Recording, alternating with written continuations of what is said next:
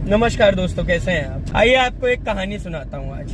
कहानी का शीर्षक है गुलाम प्रजा। कहानी के अंत में बताऊंगा कि ये कहानी क्यों सुनाई गई। तो कहानी कुछ इस प्रकार है कि एक साम्राज्य में एक राजा साहब होते हैं जो बड़े नौटी हरामी किस्म के होते हैं। उन्हें बर्दाश्त नहीं हो रहा होता है कि उनकी प्रजा इतनी शांत कैसे है। प्रजा एकदम शांत होती है, शांति से अपना जीवन जीती है, पर राजा साहब की गांड में उंगली होने के कारण राजा साहब टेस्ट करने के लिए कि प्रजा को गुस्सा कैसे आएगा और कब आएगा, शहर से बाहर जाने वाली मेन सड़क पर टैक्स लगा देते हैं। जो भी आदमी वहां से गुजरेगा उसे लगान देना पड़ेगा। पर कभी प्रजा को सही नहीं होती है। प्रजा कहती है ठीक है भैया, देना पड़ेगा तो देना पड़ेगा। प्रजा देने लगती है लगान।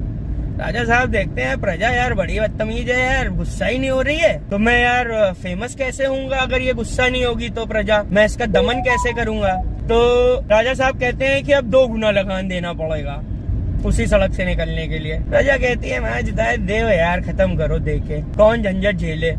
तो प्रजा जो है 2 गुना लगान भी देने लगती है। कुछ समय बीतता है, राजा साहब की गांव में खुजली ज्यादा होती है। तो राजा साहब कहते हैं कि अब वहाँ पे उस सड़क पर एक मेरा संतरी खड़ा होगा और जो भी निकलने वाला आदमी है जब वो वहाँ से निकलेगा तो उसके मुंह पे एक जूता भी मारा जाएगा और उससे 2 गुना लगान भी लिया जाएगा, या जो लगान लिया जा रहा है वो लिया जाएगा।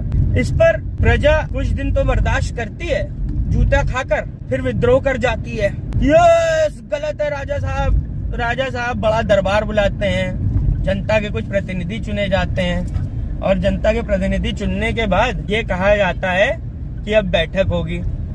बैठक में राजा साहब पूछते हैं कि भैया क्या चाहते हो तुम लोग, ये विद्रोह जो शुरू किया है तुम लोगों ने ये कैसे खत्म होगा। तो जनता के जो प्रतिनिधि होते हैं वो राजा साहब के पास आते हैं और राजा साहब से बड़ी विनम्रता के साथ बोलते हैं कि राजा साहब एक की जगह 2 संतरी खड़े कर दीजिए, जूता खाने में बारी बारी समय बहुत लगता है। तो अगर आपको समझ आया तो ठीक है, वरना सेकंड पार्ट के लिए फॉलो करें और जाने की ये कहानी मैंने आपको क्यों सुनाई और इसका शीर्षक गुलाम प्रजा क्यों है और ये कैसे हम लोगों की जिंदगी से जुड़ी हुई है।